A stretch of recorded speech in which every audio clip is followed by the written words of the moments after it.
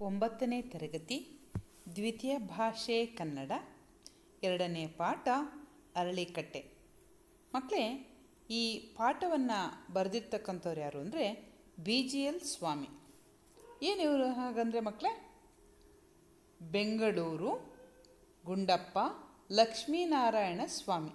ಇವರು 1916ರಲ್ಲಿ ಬೆಂಗಳೂರಿನಲ್ಲಿ ಜನಿಸಿದರು. ಇವರ ತಂದೆ ಕನ್ನಡದ ಪ್ರಖ್ಯಾತ ಲೇಖಕರು, ಕವಿಗಳು ಆದ DV ಗುಂಡಪ್ಪನವರು.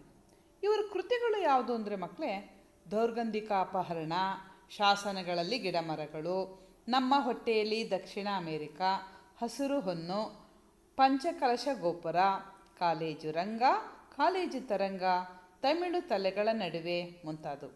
ಮಕ್ಕಳೇ, ಇವರಿಗೆ ರಾಜ್ಯ ಸಾಹಿತ್ಯ ಅಕಾಡೆಮಿ ಪ್ರಶಸ್ತಿ, ಕೇಂದ್ರ ಸಾಹಿತ್ಯ ಅಕಾಡೆಮಿ ಪ್ರಶಸ್ತಿಗಳು ದೊರೆತಿವೆ. ಶ್ರೀಯುತರು 1980ರಲ್ಲಿ ಇಹಲೋಕವನ್ನು ತ್ಯಜಿಸಿದರು. ಪ್ರಸ್ತುತ ಅರಳಿಕಟ್ಟೆ ಗದ್ಯ ಭಾಗವನ್ನು BGL ಸ್ವಾಮಿಯವರ ಹಸಿರು ಹೊನ್ನು ಕೃತಿಯಿಂದ ಆರಿಸಲಾಗಿದೆ. ಅಂದರೆ ಇವರ ಕಾಲಾವಧಿ 1916ರಿಂದ 1980. ಮಕ್ಕಳು, ಇವರು ಯಾವುದ್ರ ಬಗ್ಗೆ ಪಾಠವನ್ನು ಬರೆದಿದ್ದಾರೆ? ಹೆಸರೇ ಹೇಳಾಗೆ ಅರಳಿಕಟ್ಟೆ. ಇಲ್ಲಿ ನೋಡ್ತಾ ಇದ್ದಾರಲ್ಲ ಮಕ್ಕಳೇ, DV ಗುಂಡಪ್ಪ ಇವರ ಮಗ BGL ಸ್ವಾಮಿ. ಇವರು ಶ್ರೀಮದ್ ಭಗವದ್ಗೀತಾ ಕೃತಿಯನ್ನು ಬರೆದಿದ್ದಾರೆ. ಮಂಕುತಿಮ್ಮನ ಕಗ್ಗ ಬರೆದಿದ್ದಾರೆ. ಬಹಳ ಅದ್ಭುತವಾಗಿರ್ತಕ್ಕಂಥ ಶ್ರೇಷ್ಠ ಸಾಹಿತಿಗಳು ಯಾರು? DV ಗುಂಡಪ್ಪ ಅವರು. ನೋಡ್ತಾ ಇದ್ದೀರಲ್ಲ ಮಕ್ಕಳೇ, ಇಲ್ಲಿ ಇರ್ತಕ್ಕಂಥವ್ರು BGL ಸ್ವಾಮಿ, ಇವರು DV ಗುಂಡಪ್ಪ. ಮಕ್ಕಳೇ, ಈ ಪಾಠದಲ್ಲಿ ಮೊದಲನೇದಾಗಿ ನಾವು ಗಮನಿಸ್ತಕ್ಕಂಥ ಸಂಗತಿ ಏನಪ್ಪ ಅಂತಂದರೆ, ಇಲ್ಲಿ ಒಬ್ಬ ವ್ಯಕ್ತಿಯನ್ನು ನೋಡ್ತಾ ಇದ್ದೇವೆ ನಾವು. ಈತ ಇವರ ಒಂದು ವ್ಯಕ್ತಿತ್ವವನ್ನು ನಾವು ನೋಡ್ತಾ ಹೋದರೆ, ಇವರು ಹೇಗಿದ್ದಾರೆ ಮಕ್ಕಳೇ? ಸುಮಾರು 75ರಿಂದ 80 ವರ್ಷ ಇರ್ಬೋದು. ನೋಡಿ, ಅಲ್ಲೇ ಕೃಶವಾದ ದೇಹ, ಕುಳಿಬಿದ್ದ ಕಣ್ಣುಗಳು, ದೃಷ್ಟಿ ಕಾಣೋದಿಲ್ಲ. ಕಿವಿಯಂತೂ ಎಷ್ಟೋ ವರ್ಷಗಳ ಹಿಂದೆ ತನ್ನ ಕಾರ್ಯದಿಂದ ರಿಟೈರ್ಡ್ ಆಗಿಬಿಟ್ಟಿದೆ. ಕೈಯಲ್ಲಿ ಕೋಲೆ ಹಿಡ್ಕೊಂಡಿದ್ದಾರೆ. ಕೈಯಲ್ಲಿ ಕೋಲಿಲ್ಲದೆ ಒಂದು ಹೆಜ್ಜೆ ಕೂಡ ಇಡೋಕ್ಕಾಗ್ತಿಲ್ಲ. ಇವರ ಕೆಲಸ ಏನಪ್ಪ ಅಂದರೆ ನಿತ್ಯ ಭಿಕ್ಷೆ ಮಾಡೋದು. ಈ ಇಳೆ ವಯಸ್ಸಿನಲ್ಲಿ ಇವರನ್ನು ನೋಡ್ಕೊಳ್ಳೋಕ್ಕೆ ಯಾರೂ ಇಲ್ಲ. ಇವ್ರ ಹೆಸರು ಶೇಷಪ್ಪ ಅಂತ. ಈತನಿಗಿದ್ದ ಒಂದೇ ಒಂದು ಆಸೆ ಏನಪ್ಪ ಅಂತಂದರೆ, ತುಂಬ ಉತ್ಕಟವಾದ ಆಸೆ, ಅಂದರೆ ತಡ್ಕೊಳಕ್ಕಾಗಲ್ಲ. ಉತ್ಕಟವಾದ ಆಸೆ ಅಂದರೆ ತಡ್ಕೊಳಕ್ಕಾಗಲ್ಲ. ಅವ್ರು ಸಾಯೋದ್ರೊಳಗೆ ಒಂದು ಕೆಲಸ ಮಾಡಬೇಕು. ಏನಪ್ಪ? ಅಶ್ವತ್ಥ ಪ್ರತಿಷ್ಠೆ ಮಾಡಬೇಕು. ಆ ಪ್ರತಿಷ್ಠೆ ಮಾಡಿರ್ತಕ್ಕಂಥ ಆ ಒಂದು ಮರಕ್ಕೆ ಸುತ್ತ ಕಟ್ಟೆ ಕಟ್ಟಬೇಕು ಅಂತ. ಇದನ್ನು ಅದೇನೋ ತನ್ನ ಜವಾಬ್ದಾರಿಯನ್ನು ಹಾಗೆ ಇವರು ವರ್ತಿಸ್ತಾ ಇದ್ರು. ಎಲ್ಲಿ ಇವರು ಒಂದು ಅಶ್ವತ್ಥ ಪ್ರತಿಷ್ಠೆ ಮಾಡಬೇಕು ಅಂತಂದರೆ, ಬಸವನಗುಡಿಯ ಮಲ್ಲಿಕಾರ್ಜುನ ಸ್ವಾಮಿಯ ದೇವಾಲಯದ ಮುಂಭಾಗ. ನೋಡಿ, ಒಂದು ಮಲ್ಲಿಕಾರ್ಜುನ ಸ್ವಾಮಿ ದೇವಾಲಯ ಅಂತ ಇಟ್ಕೊಳ್ಳಿ. ಅದ್ರ ಮುಂದೆ ಒಂದು ಮರವನ್ನು ಹಾಕಿ, ಗಿಡವನ್ನು ಹಾಕಿ, ಅದನ್ನು ಒಂದು ಕಟ್ಟೆ ಕಟ್ಟಿ ಮಾಡಿಬಿಟ್ರೆ ಅವ್ರಿಗೊಂದು ಏನೋ ಒಂದು ಸಮಾಧಾನ. ಇದು ಬೆಂಗಳೂರಿನ ಬಸವನಗುಡಿ ಮಲ್ಲಿಕಾರ್ಜುನ ಸ್ವಾಮಿಯ ಮುಂಭಾಗ. ಇದು ಸರ್ಕಾರಕ್ಕೋ ಕಾರ್ಪೊರೇಷನ್ಗೋ ಸೇರಿದ್ದು. ಈ ಜಾಗ ಸರ್ಕಾರಕ್ಕೋ ಕಾರ್ಪೊರೇಷನ್ಗೂ ಸೇರಿದ್ದು. ಅಲ್ಲಿ ಕಟ್ಟೆ ಕಟ್ಟೋಕ್ಕೆ ಎಲ್ಲರೂ ಕೂಡ ತಕರಾರು ಮಾಡ್ತಾಯಿದ್ರು. ಯಾರೂ ಅವಕಾಶನೇ ಕೊಡ್ತಾ ಇರಲಿಲ್ಲ. ಆದರೆ ಇವರು ವೃದ್ಧರಿಗೆ ಹೇಗಾರ ಮಾಡಿಬಿಟ್ಟು ನಾನು ಸಾಯೋದ್ರೊಳಗೆ ಈ ಒಂದು ಕೆಲಸ ನೆರವೇರಿಸಬೇಕು ಅಂತ. ಅದಕ್ಕೇನು ಮಾಡ್ತಾಯಿದ್ರು? ಸದಾ DVG ಅವ್ರ ಮನೆಗೆ ಬರ್ತಾಯಿದ್ರು. DVG ಅವ್ರ ಮನೆಗೆ ಬಂದುಬಿಟ್ಟು ಏನು ಮಾಡೋರು? ಹೇಗಾರ ಮಾಡಿ ಇದೊಂದು ಕೆಲಸ ಮಾಡಿಕೊಡಿ ಅಂಥೇಳಿ ಕೇಳ್ತಾಯಿದ್ರು. ಹಾಗೆ ಗುಂಡಪ್ಪನವರೇ ಓಡಾಡಿ ಆ ಕೆಲಸವನ್ನು ಮುಗಿಸಿಕೊಟ್ರು. ಏನು ಮಾಡಿದ್ರು? ಆ ಗಿಡನೂ ನೆಟ್ಟರು, ಅದಕ್ಕೊಂದು ಕಟ್ಟೆನೂ ಕಟ್ಕೊಟ್ರು. ಈಗ ಆ ಕಟ್ಟೆ ಕಟ್ಕೊಟ್ಟಿದ್ದಕ್ಕೆ ಕೃತಜ್ಞತಾ ಭಾವದಿಂದ ಇವರೇನು ಮಾಡಿದರು? ಇವರು DVG ಅವ್ರ ಮನೆಗೆ ಬಂದರು. DVG ಅವ್ರ ಮನೆಗೆ ಬಂದಾಗ DVG ಅವರು ಮನೆಯಲ್ಲಿ ಇಲ್ಲ. ಆದರೆ ಅವ್ರು ಏನೇನು ತಂದಿದ್ರು ಮಕ್ಕಳೇ? ಯಜಮಾನರಿಗೆ ಈ ಕಡೆ ಇದೆಯಲ್ಲ, ಈ ಸ್ಟೀಲ್ ತಟ್ಟೆಲಿ ಕಾಣ್ತಿದ್ದಲ್ಲ, ಅದು ಅನಂತನ ವಸ್ತ್ರ. ಅನಂತನ ವಸ್ತ್ರ ಅಂತಂದರೆ ಅನಂತ ಸ್ವಾಮಿ ಪೂಜೆ ಮಾಡ್ಬೇಕಾದ್ರೆ ಹಾಕ್ಕೊಳ್ತಕ್ಕಂಥ ಕಟ್ಕೊಳ್ತಕ್ಕಂಥ ದಾರಕ್ಕೆ ಅನಂತನ ವಸ್ತ್ರ ಅಂತ ಹೇಳ್ತೇವೆ. ಅವ್ರು ಬರ್ಬೇಕಾದ್ರೆ ಒಂದು ತಟ್ಟೆಯಲ್ಲಿ ಒಂದು ಪಂಚಪಾತ್ರೆ, ಉದ್ದರಣೆ, ಒಂದು ಬಾಳೆಹಣ್ಣು, ಆಮೇಲೆ 2 ಸೇವಂತಿಗೆ ಹೂವನ್ನು ತೊಗೊಂಬಂದು ಇದನ್ನು ಯಜಮಾನ್ರಿಗೆ ಕೊಡಬೇಕು ಅಂತ ಬರ್ತಾರೆ. ಆದರೆ ಯಜಮಾನರು ಅವತ್ತು ಮನೆಯಲ್ಲಿರಲ್ಲ. ಆವಾಗ ಆ ಗುಂಡಪ್ಪನವರ ತಂಗಿ ಇರ್ತಾರೆ. ಅದನ್ನು ಅವ್ರ ಕೈಯಲ್ಲಿ ಕೊಟ್ಬಿಟ್ಟು, ನೋಡಿ ಇದು ಯಜಮಾನರಿಗೆ ತಲುಪಿಸ್ಬಿಡಿ, ನನ್ನ ಉದ್ದೇಶ ಕಾರ್ಯಕ್ಕೆ ತಕ್ಕ ಹಾಗೆ ಎಲ್ಲ ನೆರವೇರಿತು, ನನ್ನ ಋಣ ನಾನು ಅಂದ್ಕೊಂಡಿದ್ದ ರೀತಿ ಎಲ್ಲ ಮುಗೀತು.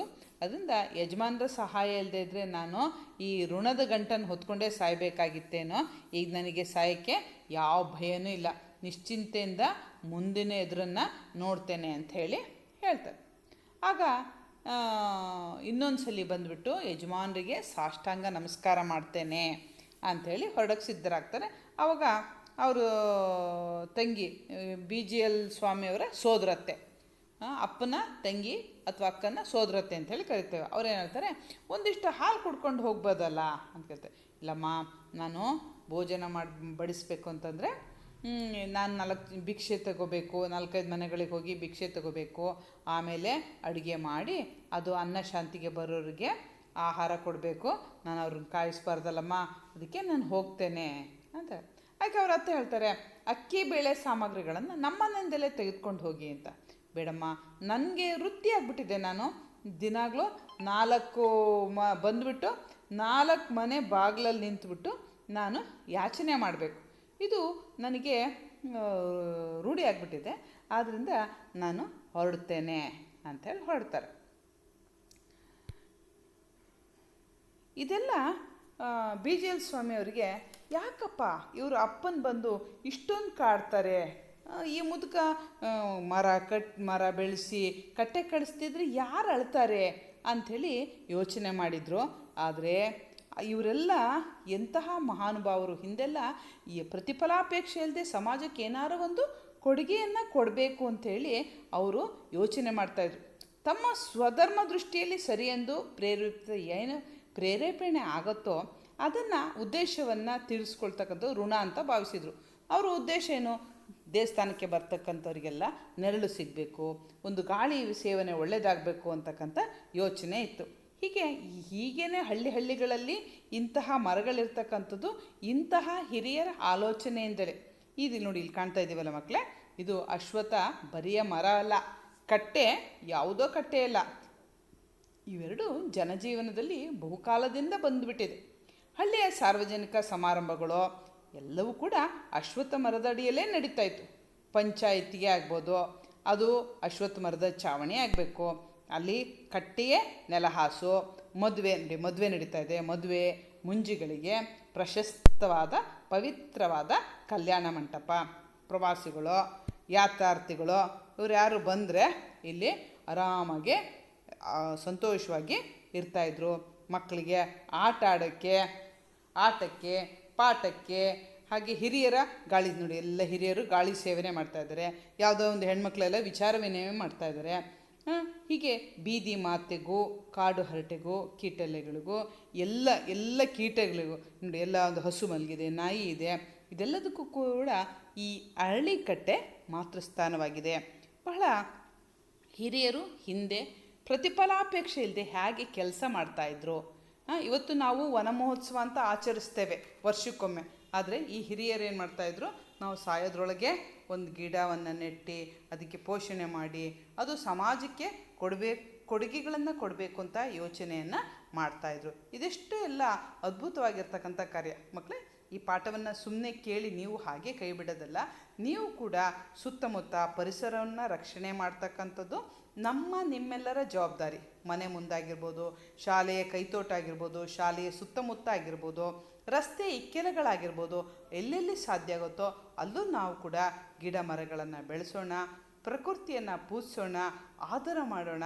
ಅದರ ಮೂಲಕ ಪ್ರಕೃತಿ ಸಮತೋಲನವನ್ನು ಕಾಯ್ಕೊಂಡು ನಾವು ಆರೋಗ್ಯದಿಂದ ಜೀವನ ಮಾಡೋಣ ಅಂತಕ್ಕಂಥದ್ದೇ ಪ್ರಸ್ತುತ ಪಾಠದ ಸನ್ನಿವೇಶ. ಅರ್ಥ ಆಯ್ತಾ ಮಕ್ಕಳೇ? ಧನ್ಯವಾದಗಳು.